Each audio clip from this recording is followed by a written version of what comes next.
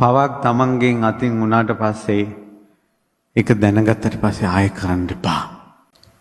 පව් කරන්න අකමැත්ත ඇති කරගන්න. දුක්ඛෝ පාපස්ස උච්චේව. පව් කියලා කියන්නේ දුකට කියන නම.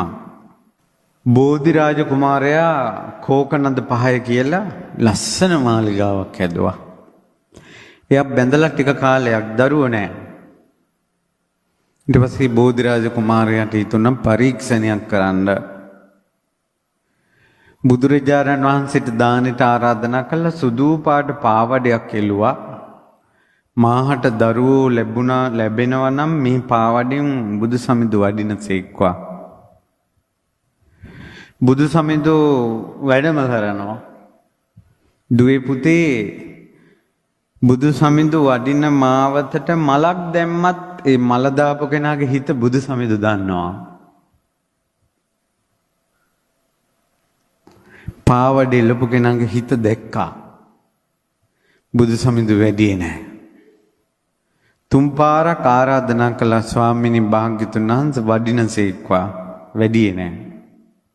ආනන්ද මහ තෙරුන් වහන්සේ පාවඩේ අයින් කෙරෙව්වා.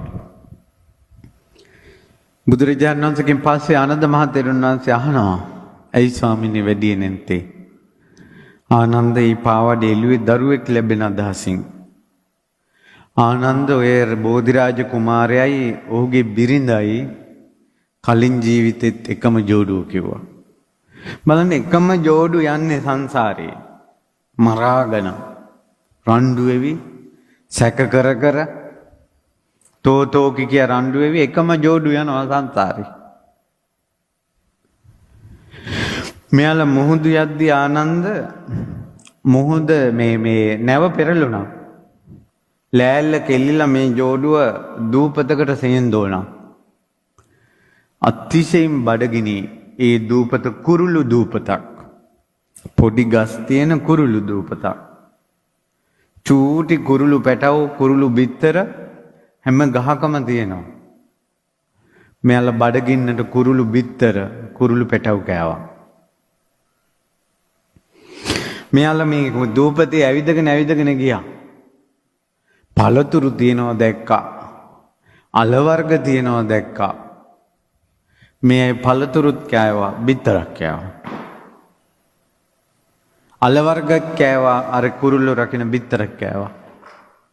ආනන්ද යම් විදිහකින් බඩගින්න පිපාසයට අරක කරලා පළතුරු ලැබුණාට පස්සේ බිත්තර කන එකයි පැටව කන එකයි නතර කළා නම් අවුරුදු කිහිපයක් දරුව ප්‍රමාද වෙලා මෙන්දි වයසේ දරුවෝ ලැබෙනවා කිව්වා.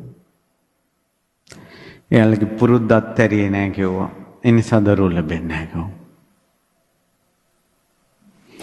ඒ නිසා සමහර තැන්වල යම් අසරණ භාවයන් නිසා තීරණ ගන්න නොහැකි වීම නිසා අගක් මුලක් තේරෙන්නේ නැති නිසා කෙනෙක් පාපයකට යොමු වෙන්න පුළුවන්. හැබැයි මේ විදියට බණ අහනකොට හොඳ නරක අහනකොට ওই කලින් කරපු පව් වැඩ දැන් නතර කරන්න. අරකින් විපාකයක් ආවත් එක යම් ජීවිතේ යම් අවධියක එක නැති වෙලා යයි. පාපේ මැරෙනකල් නතර කළේ නැහැ කියන්නේ විපාකේ මැරෙනකල් තියෙනවා. පොඩි කාලේ හැදෙන ලෙඩේ මැරෙනකල්ම තියෙනවා. සනීප වෙන්නේ නැහැ. දැන් උදාහරණයක් ගත්තොත් එහෙම මගේ තාත්තා උපතින් අන්ධයි. ඇස් දෙකම පේන්නේ.